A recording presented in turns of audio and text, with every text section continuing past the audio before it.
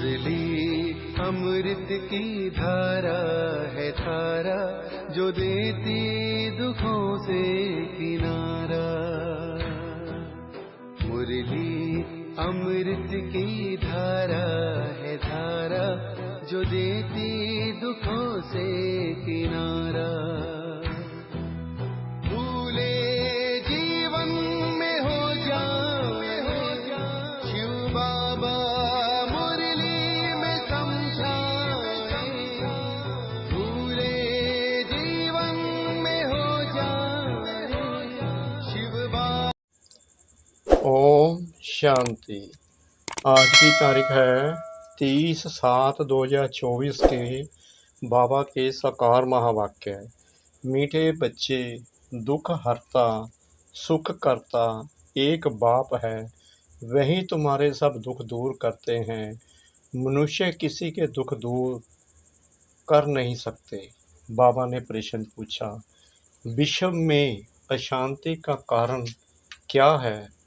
शांति स्थापन कैसे होगी?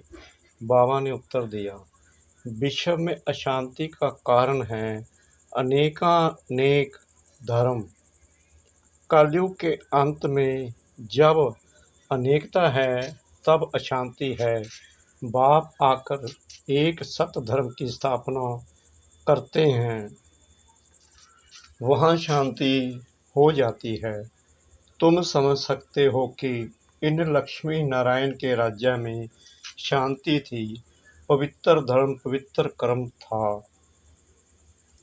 कल्याणकारी बाप फिर से वह नई दुनिया बना रहे हैं, उसमें अशांति का नाम नहीं। ओम शांति। रूहानी बाप बैठ रूहानी बच्चों को समझाते हैं। रूहानी बाप को ही ज्ञान का सागर कहा जाता है। यह तो बच्चों को समझाया है। बॉम्बे में भी बहुत सोशल वर्कर्स हैं, उनकी मीटिंग होती रहती है। बॉम्बे में खास जहां मीटिंग करते हैं उसका नाम है भारतीय विद्या भवन। अब विद्या होती है दो प्रकार की। एक है जिस्मानी विद्या, जो स्कूलों कॉलेजों में दी जाती है।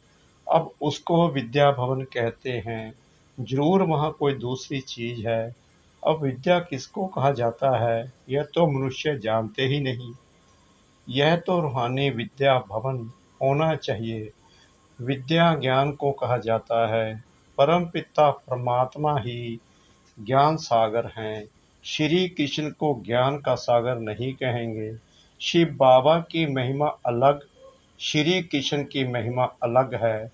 भारतीयवासी मूंझ पड़े हैं। गीता का भगवान श्री कृष्ण को समझ बैठे हैं तो विद्या भवन आदि खोलते रहते हैं, समझते कुछ भी नहीं। विद्या है गीता का ज्ञान, वह ज्ञान तो है ही एक बाप में, जिसको ज्ञान का सागर कहा जाता है, जिसे मनुष्य मात्र जानते नहीं हैं। भारतवासियों का धर्मशास्त्र तो वास्तव में है ही एक, सर्वशास्त्र में शिरोमणि भगवत गीता। अब भगवान किसको कहा जाए वह भी इस समय भारतवासी समझते नहीं। या तो श्री कृष्ण को कह देते हैं या राम को या अपने को ही परमात्मा कह देते हैं। अब तो समय भी तमो प्रधान है, रावण राज्य है ना। तुम बच्चे जब किसको समझाते हो तो बोलो शिव भगवानु बाच। पहले तो ये समझे कि ज्ञान सागर एक ही परम पिता परमात्मा है, जिसका नाम है शिव। शिवरात्रि भी मनाते हैं, परंतु किसको भी समझ में नहीं आता है। जरूर शिव आया हुआ है तब तो रात्रि मनाते हैं। शिव कौन है यह भी नहीं जानते। बाप कहते हैं भगवान तो सबका एक ही है, सब आत्माएं भाई भाई हैं। आत्माओं का बाप एक ही परमपिता परमात्मा है, उनको ही ज्ञान सागर कहेंगे। देवताओं में यह ज्ञान है नहीं। कौन सा ज्ञान? रचेता और रचना के आदि मध्य अंत का ज्ञान कोई मनुष्य मात्र में नहीं है। कहते भी हैं प्राचीन ऋषि मुनि नहीं जानते थे, प्राचीन का भी अर्थ नहीं जानते। सतयुग त्रेता हुआ प्राचीन, सतयुग है नई दुनिया, वहाँ तो ऋषि मुनि थे ही नहीं। यह ऋषि मुनि आदि सब बाद में आए हैं, वह भी इस ज्ञान को नहीं जानते, नेति नेति कह देते हैं, वहीं जानते नहीं तो भारतवासी जो अभी तमोगुणी हो गए हैं, वह कैसे जान सकते। इस समय साइंस का घमंड भी कितना है। इस साइंस द्वारा समझते हैं भारत स्वर्ग बन गया है। इसको माया का पंप कहा जाता है। फॉल ऑफ पंप का एक नाटक भी है। कहते भी हैं कि इस समय भारत का पतन है, सतयुग में उत्थान है। अब पतन है या कोई स्वर्ग थोड़ी है, यह तो माया का पंप है, इनको खत्म होना ही है। मनुष्य समझते हैं विमान हैं, बड़े बड़े महल बिजलियां हैं, यही स्वर्ग हैं। कोई मरता है तो भी कहते स्वर्गवासी हुआ। इससे भी समझते नहीं कि स्वर्ग गया तो जरूर, स्वर्ग कोई और है ना। यह तो रावण का पंप है, बेहद का बाप स्वर्ग की स्थापना कर रहे हैं। इस समय है चट्टा बेटी माया और ईश्वर की असुरी दुनिया और ईश्वरीय दुनिया की, यह भी भारतवासियों को समझाना पड़े। दुख तो अर्जुन बहुत आने वाले हैं, अथाह दुख आना है। स्वर्ग तो होता ही सतयुग में है, कलयुग में हो न सके, यह भी किसको पता नहीं। पुरुषोत्तम संगम युग किसको कहा जाता है, यह भी बाप समझाते हैं। ज्ञान है दिन, भक्ति है रात, अंधियारे में धक्के खाते रहते हैं। भगवान से मिलने के लिए कितने वेद शास्त्र आदि पढ़ते हैं। ब्रह्मा का दिन और रात सो ब्राह्मणों का दिन और रात, सच्चे मुख वंशावली ब्राह्मण तुम हो। वह तो है कलयुगी कुख वंशावली ब्राह्मण, तुम हो पुरुषोत्तम संगम युगी ब्राह्मण। यह बातें और कोई नहीं जानते। यह बातें जब समझे तब बुद्धि में आए कि हम यह क्या कर रहे हैं। भारत सतो प्रधान था, जिसको ही स्वर्ग कहा जाता है, तो जरूर यह नरक है। तब तो नरक से स्वर्ग में जाते हैं, वहाँ शांति भी है, सुख भी है, लक्ष्मी नारायण का राज्य है ना। तुम समझा सकते हो मनुष्यों की बुद्धि कैसे कम हो सकती है, अशांति कैसे कम हो सकती है। अशांति है ही पुरानी दुनिया कलयुगी में, नई दुनिया में ही शांति होती है। बाबा कहते हैं अशांति है ही पुरानी दुनिया कलयुग में, नई दुनिया में ही शांति होती है। स्वर्ग में शांति है ना, उनको ही आदि सनातन देवी देवता धर्म कहा जाता है। हिंदू धर्म तो अभी का है, इनको आदि सनातन धर्म नहीं कह सकते। यह तो हिंदुस्तान के नाम पर हिंदू कह देते हैं। आदि सनातन देवी देवता धर्म था, वहाँ कंप्लीट पवित्रता, सुख, शांति, हेल्थ, वेल्थ आदि सब था। अभी पुकारते हैं हम पतित हैं, हे पतित पावन आओ। अब प्रश्न है पतित पावन कौन। श्री कृष्ण को तो नहीं कहेंगे। पतित पावन परम पिता परमात्मा ही ज्ञान का सागर है, वहीं आकर पढ़ाते हैं। ज्ञान को पढ़ाई कहा जाता है, सारा मदार है गीता पर। अभी तुम प्रदर्शनी, म्यूजियम आदि बनाते हो, लेकिन अभी तक बीके का अर्थ नहीं समझते। समझते हैं यह कोई नया धर्म है, सुनते हैं समझते कुछ नहीं। बाप ने कहा है बिल्कुल ही तमो प्रधान पत्थर बुद्धि हैं। इस समय साइंस घमंडी भी बहुत बन गए हैं, साइंस से ही अपना विनाश कर लेते हैं, तो पत्थर बुद्धि कहेंगे ना। पार्स बुद्धि थोड़ी कहेंगे। बाम्स आदि बनाते हैं अपने विनाश के लिए, ऐसे नहीं। शंकर कोई विनाश करता है, नहीं। इन्होंने अपने विनाश के लिए सब बनाया है, परंतु तमो प्रधान पत्थर बुद्धि समझते नहीं हैं। जो कुछ बनाते हैं इस पुरानी सृष्टि के विनाश के लिए। विनाश हो तो फिर नई दुनिया की जय जयकार हो। वह तो समझते हैं स्त्रियों का दुख कैसे दूर करे, परंतु मनुष्य थोड़ी किसका दुख दूर कर सकते हैं। दुख हरता सुख करता तो एक ही बाप है, देवताओं को भी नहीं कहेंगे। श्री कृष्ण भी देवता हो गया, भगवान नहीं कह सकते। यह भी समझते नहीं। जो समझते हैं वह ब्राह्मण बन औरों को भी समझाते रहते हैं। जो राज्य पद के अथवा आदि सनातन देवी देवता धर्म के हैं वह निकल आते हैं। लक्ष्मी नारायण स्वर्ग के मालिक कैसे बने, क्या कर्म किया जो विश्व के मालिक बने। इस समय कलयुग अंत में तो अनेकानेक धर्म है तो अशांति है। नई दुनिया में ऐसे थोड़ी होता है। अभी यह है संगम युग, जबकि बाप आकर राजयोग सिखलाते हैं। बाप ही कर्म अकर्म विकर्म की नॉलेज सुनाते हैं। आत्मा शरीर लेकर कर्म करने आती है। सतयुग में जो कर्म करते हैं वह अकर्म हो जाते हैं। वहाँ विकर्म होता नहीं, दुख होता ही नहीं। कर्म अकर्म विकर्म की गति बाप ही आकर अंत में सुनाते हैं। मैं इनके बहुत जन्मों के अंत में आता हूँ, इस रथ में प्रवेश करता हूँ। अकाल मूर्त आत्मा का यह रथ है। सिर्फ एक अमृतसर में नहीं, सभी मनुष्यों का अकाल तख्त है। आत्मा अकाल मूर्त है। यह शरीर बोलता चलता है। अकाल आत्मा का यह चैतन्य तख्त है। अकाल मूर्त तो सभी हैं, बाकी शरीर को काल खा जाता है। आत्मा तो अकाल है, तख्त तो खलास कर देते हैं। सतयुग में तख्त कोई बहुत थोड़ी होते हैं। इस समय करोड़ों आत्माओं के तख्त हैं।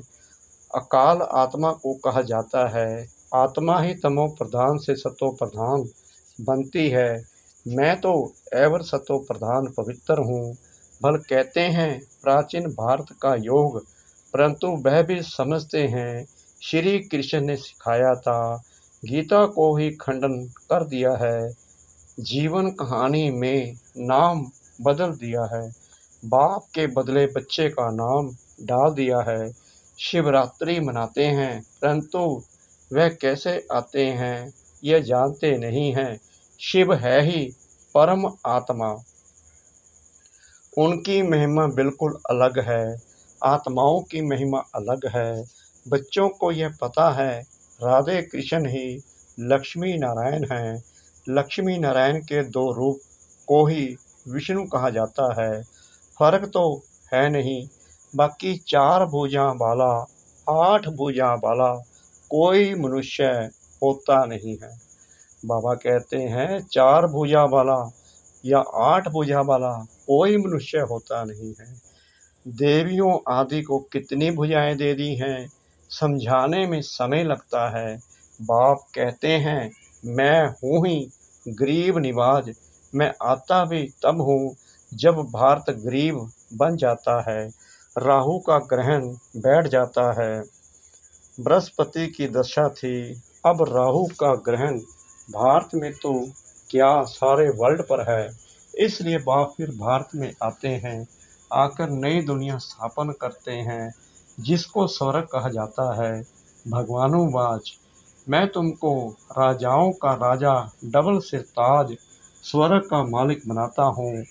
5000 वर्ष हुआ जबकि आदि सनातन देवी देवता धर्म था, अभी वह है नहीं, तमो प्रधान हो गए हैं। बाप खुद ही अपना हाथ रचेता और रचना का परिचय देते हैं।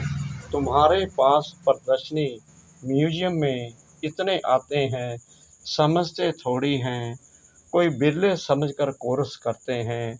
रचयिता और रचना को जानते हैं।